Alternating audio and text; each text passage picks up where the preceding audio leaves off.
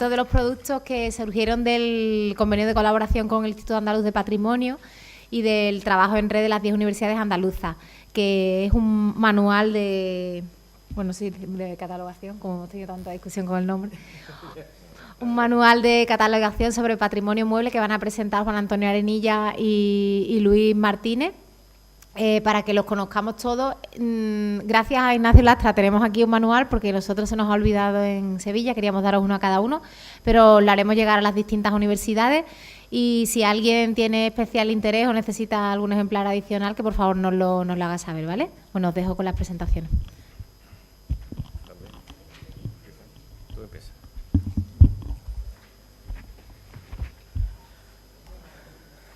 Buenos días. Gracias por estar aquí tan temprano después del duro día de ayer.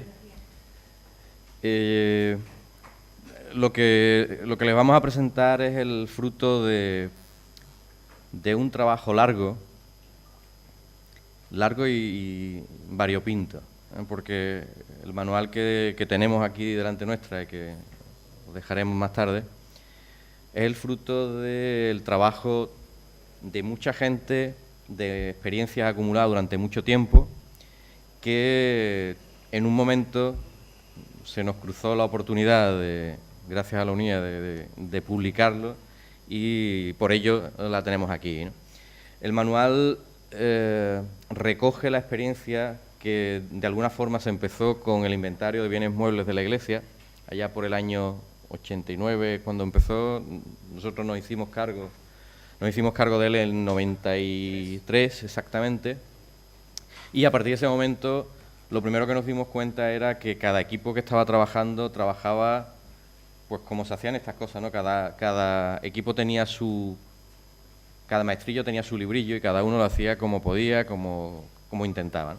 Y poco a poco la necesidad de utilizar las bases de datos y de ir normalizando de alguna forma la manera de trabajar, nos planteó que de alguna manera teníamos que hacer que todos los equipos trabajaran al unísono y trabajaran en una misma dirección y con unas mismas premisas, ¿no? La verdad es que nos costó mucho porque la mayoría de los historiadores del arte somos muy nuestros, ¿eh? Y nadie nos va a decir cómo tenemos que hacer las cosas. E incluso porque nosotros mismos discutíamos con otros profesionales del tema, fundamentalmente con documentalistas, porque no nos encontrábamos cómodos cuando nos decían que para no perder información teníamos que estructurarnos de una forma muy homogénea, trabajar de una manera muy igual. Aquello nos ponía un poco nerviosos, ¿no? Pero poco a poco nos fuimos dando cuenta de que en realidad tenía muchos más beneficios que problemas. Fuimos entrando en una dinámica de colaboración entre todos los equipos y de alguna forma surgió lo que es el antecedente primero de este manual, que fueron una serie de manuales de manual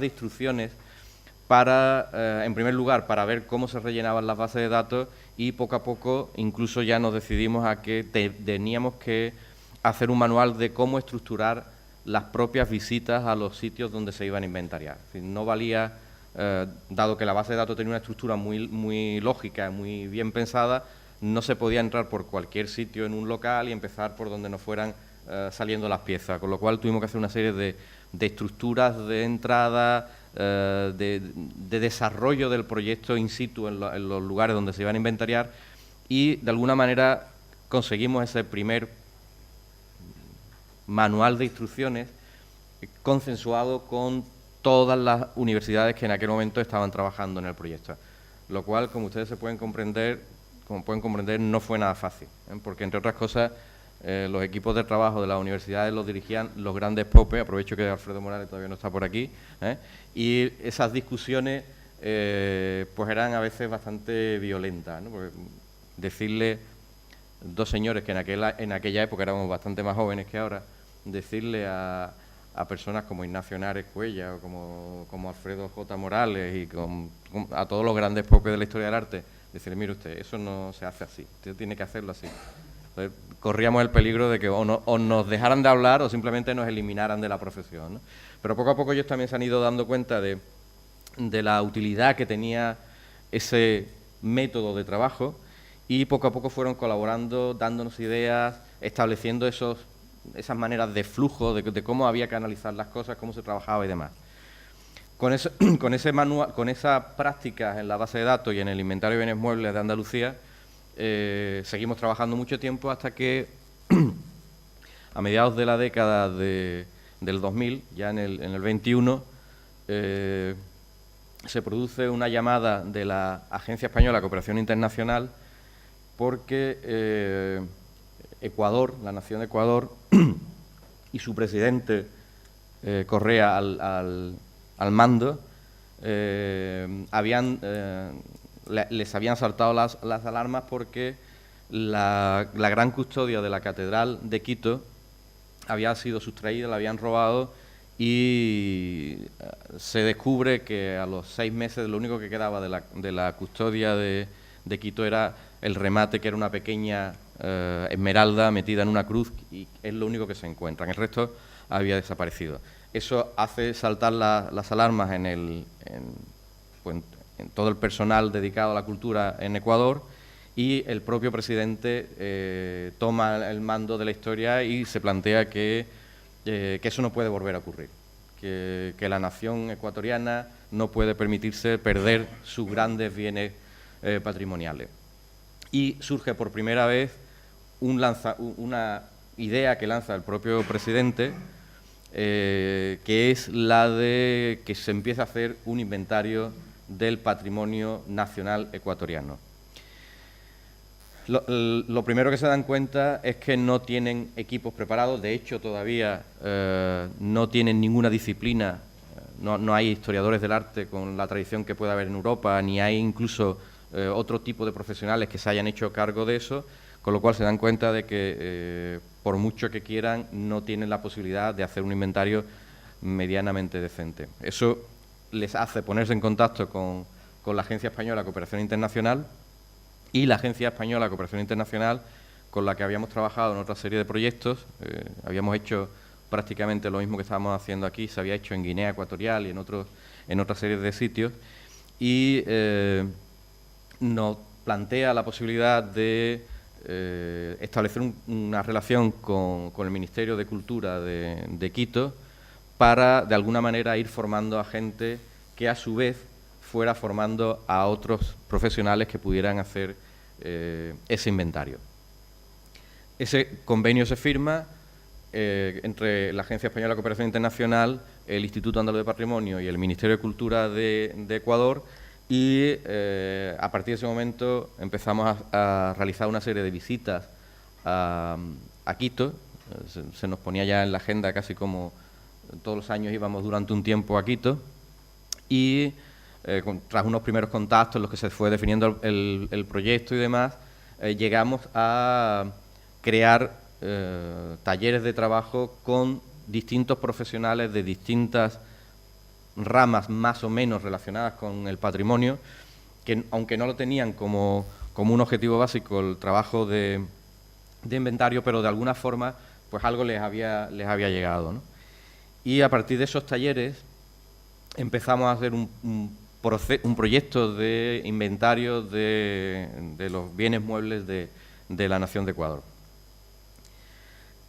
Cuando ese proyecto se hizo, se estuvo planteando la estructura, cómo dividirlo, bueno, de alguna forma para adecuarlo a la realidad ecuatoriana, que era bastante diferente a la española y, por supuesto, a la guineana también.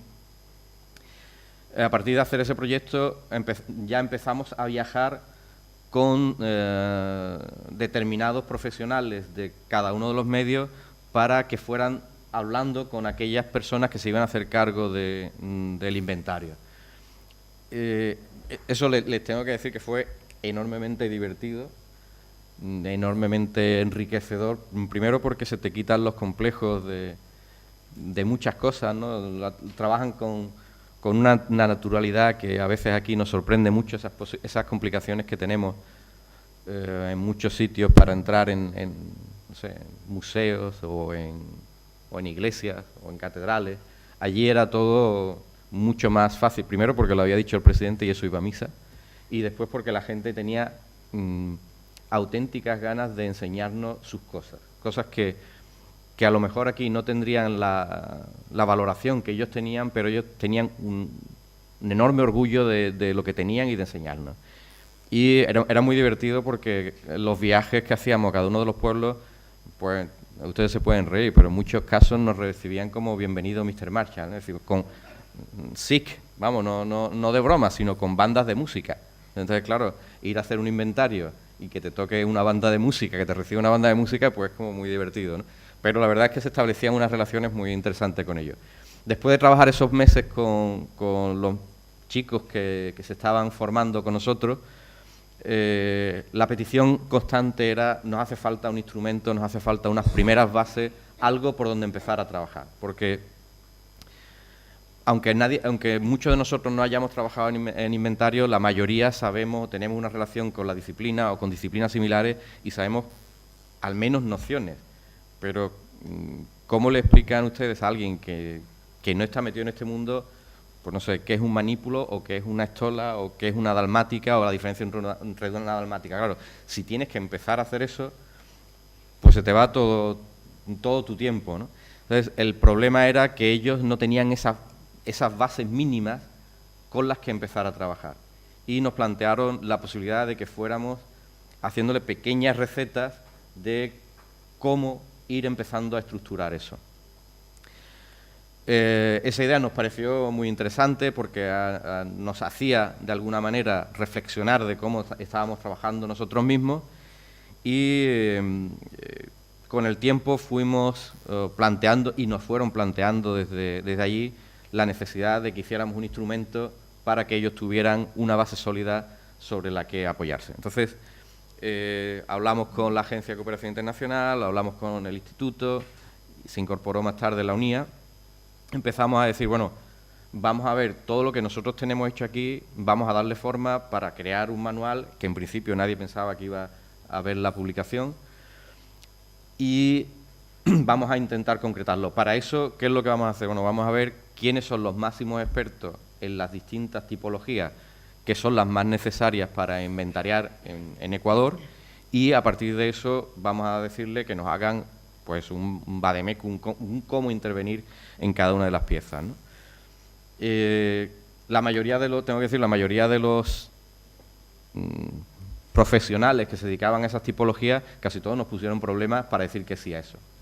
Y por una sencillísima razón, ¿no? Es cómo en 10 páginas o cómo en 15 páginas le transmites tú a alguien todo el conocimiento de toda tu vida trabajando en eso.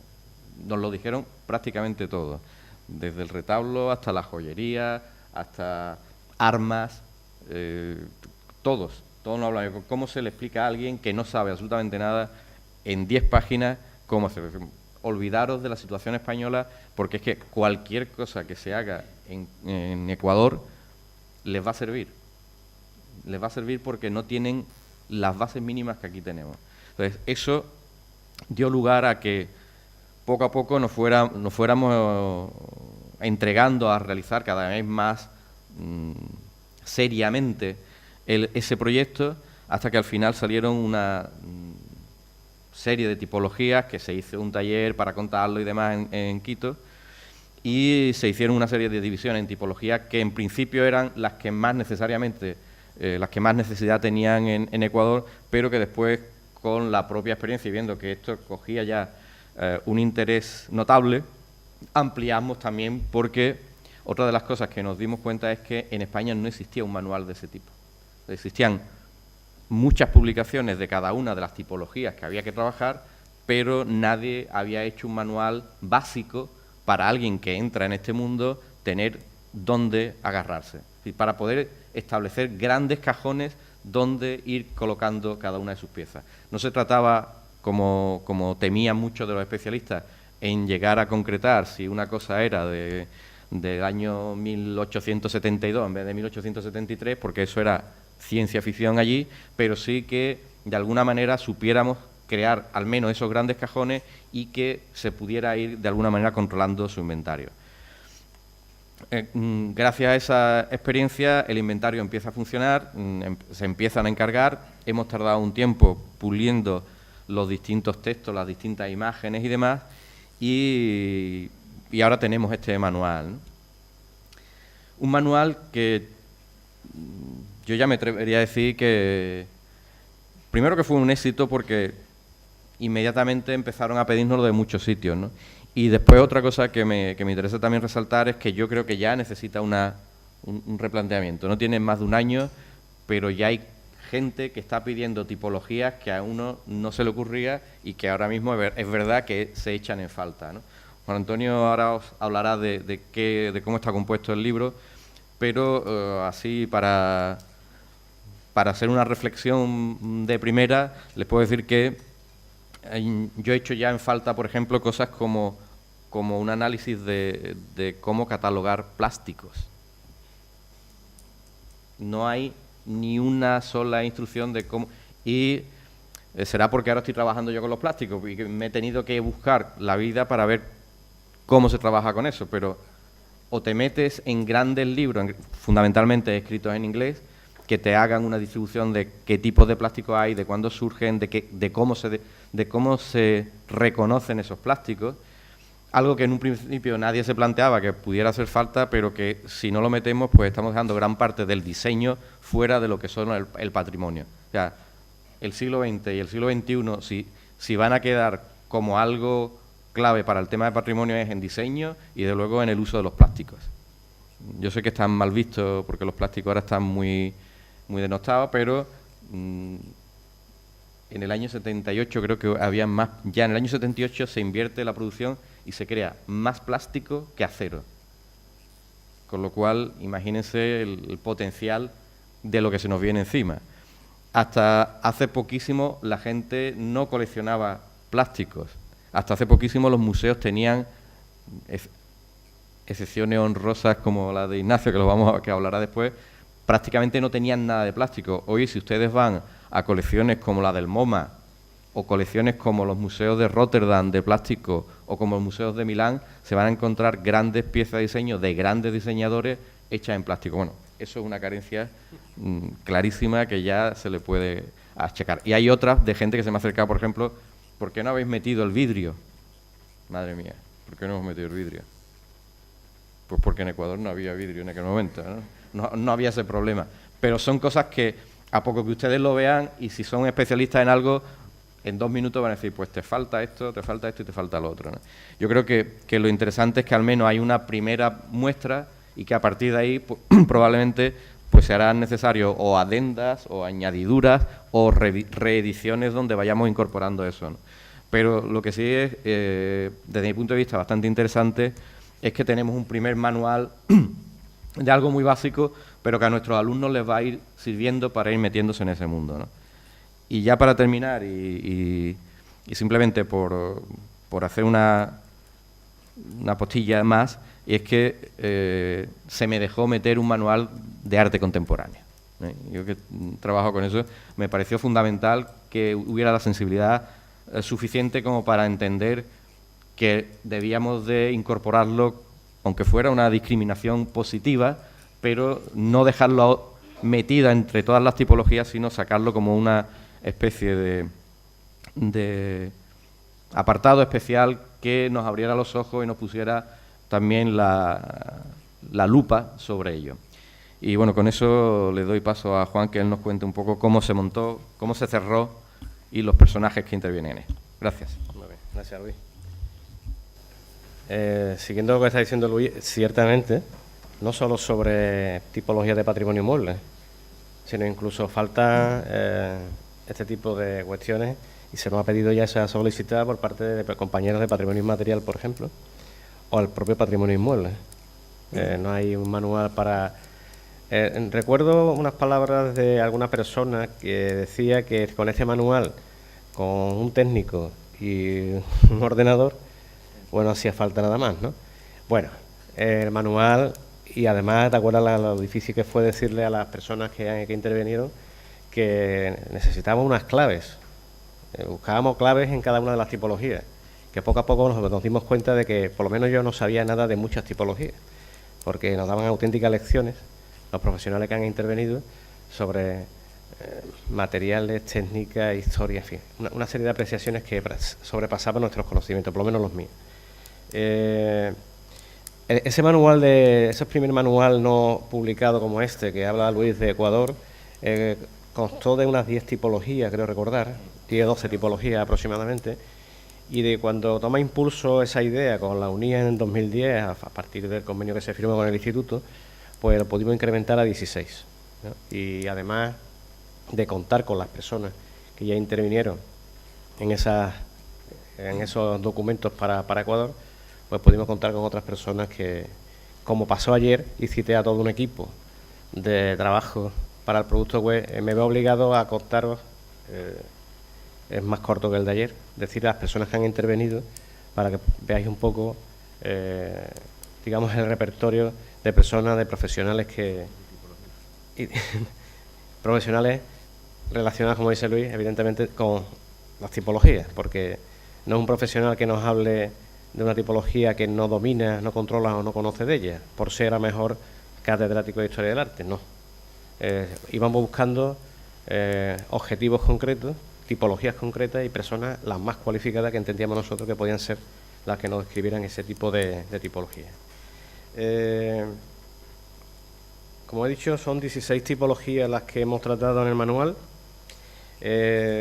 Hay un capítulo que ya lo ha contado Luis, que son criterios y metodología para la documentación del patrimonio inmueble, que escribimos los dos, porque venimos escribiendo eso desde que nos conocíamos prácticamente.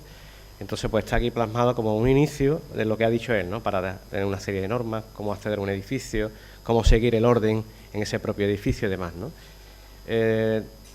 A continuación, en retablo lo realizó Alfredo Morales Martínez. En pintura lo realizó Luis Méndez Rodríguez, que lo tuvimos ayer aquí. Escultura lo hizo la profesora del Departamento de Escultura y Historia de las Artes Plásticas de la Universidad de Sevilla, María Fernanda Morón de Castro. Mobiliario lo realizó María Mercedes Fernández Martín, de la Universidad de Sevilla también. Contamos con Margarita Pérez Grande para la joyería, y además hay que decir que aportó numerosa documentación gráfica que ella tenía. Platería lo hizo María Jesús Mejía Álvarez, del Departamento de Historia del Arte de la Universidad de Sevilla. Cerámica, Alfonso Pleguezuelo Hernández, también de la Universidad de Sevilla. Textiles, que fue un gustazo, además yo la disfrutamos en un curso en Almería también sobre estos temas. Pilar Benito García, conservadora de Patrimonio Nacional, que nos demostró que yo no sabía nada de textil. No sé tú, pero yo no sabía nada de textil. Estampación lo hizo Francisco Cornejo, que también lo tuvimos aquí ayer. Armas lo hizo Germán Dueña Veray, conservador del Museo del Ejército. Voy a dejar el capítulo de fotografía para el final, porque está ahí como tipología 11, para decir algunas palabras más. Libro lo hizo Margarita Gómez Gómez, de la Universidad de Sevilla. Heráldica lo hizo Fernando D'Artacho, que es escritor y aparece como correspondiente de la Real Academia Matritense de Heráldica y Genealogía del Instituto de España. Instrumentos científicos e instrumentos industriales tuvimos la oportunidad de disfrutar con María José Jiménez Albarrán, Ignacio de la Lastra González y Rosa María Martín Latorre, del Museo Nacional de Ciencia y Tecnología. Y, por supuesto, como ha dicho Luis, arte contemporáneo, que después tendremos la oportunidad de disfrutar. He saltado fotografía porque cuando se publicó el manual, nuestro compañero Ángel María Fuentes, el conservador restaurador de patrimonio fotográfico, pues lamentablemente dejó de existir, ¿no? De estar con nosotros. Entonces no tuvo la oportunidad de ver el manual publicado. Lo dejo aparte simplemente para recordar en ese sentido. Eso en cuanto a las personas, pero también tengo que citar a determinados museos e instituciones que nos han facilitado apertura de puertas, documentación gráfica, todo prácticamente, ¿no? Eso es el Instituto Valencia de Don Juan de Madrid, Patrimonio Nacional, Museo del Ejército, Museo de Arte y Costumbres Populares de Sevilla, Museo de Bellas Artes de Granada, Museo de Bellas Artes de Sevilla, la Universidad de Sevilla, perdón, cuando hicimos las reproducciones de la parte del capítulo dedicado al libro, el Centro de Andaluz de Arte Contemporáneo, la Galería Rafael Ortiz, y la Fundación Montesmedia, y también la Consejería de Educación, Cultura y Deporte, por los fondos gráficos que estaban asociados a lo que fueron las exposiciones de Andalucía barroca. Yo no voy a hablar nada más, sino simplemente que las dos conferencias que vienen a continuación tienen un sentido. Inicialmente, cuando se iba a presentar solo el manual, no íbamos a estar dentro de un seminario. Mi idea siempre fue, y perdonad que diga mi idea, fuera hablar de arte contemporáneo, porque yo soy especialista en barroco, en arquitectura y urbanismo del siglo XVII y XVIII, pero gracias a determinados compañeros, entre ellos a Luis Martínez, ¿no? Pues estoy en un grupo de investigación de arte contemporáneo, trabajamos y cada vez estoy más cerca del arte contemporáneo y me divierto mucho con el arte contemporáneo, aparte de que todo no sea arte contemporáneo. Eso por ahí, pero después cuando ya avanzamos y estábamos en el camino del seminario, había otra cuestión importante, y era que pensaba que no debíamos de traer perdonadme por la expresión, una tipología tradicional, ¿no? Un retablo, una pintura, una escultura, ¿no? Y siempre pensé que tenía que ser, pues, instrumentos científicos o instrumentos industriales. ¿Por qué? La segunda, porque este año era el patrimonio industrial, y aparte porque eran unas tipologías que prácticamente son muy desconocidas también. Estamos en el patrimonio universitario, pero son muy desconocidos. ¿Por qué nos decantamos por industrial? Pues porque invitamos a José Ramón Barros, de la Universidad de Cádiz, para que nos hablara de la colección científico-técnica que tiene la propia Facultad de Medicina, con lo cual queríamos compensar lo científico-técnico y lo industrial. Y seguro que vamos a disfrutar ahora con Ignacio de la Lastra, que nos contará muchas cosas desconocidas para nosotros, y posteriormente yo creo que con Luis Martínez nos faltará también la última conferencia, que también la disfrutaremos, pero vamos a disfrutar de esas dos conferencias dentro del concepto manual de documentación de patrimonio inmueble, un manual que empezó siendo necesario como patrimonio, como inventario, y que hoy podemos decir que es un manual que sirve a los universitarios, que es un manual para la universidad también. Buenos días, muchas gracias, y os vamos a dejar con Ignacio de la Lastra. Venga, gracias.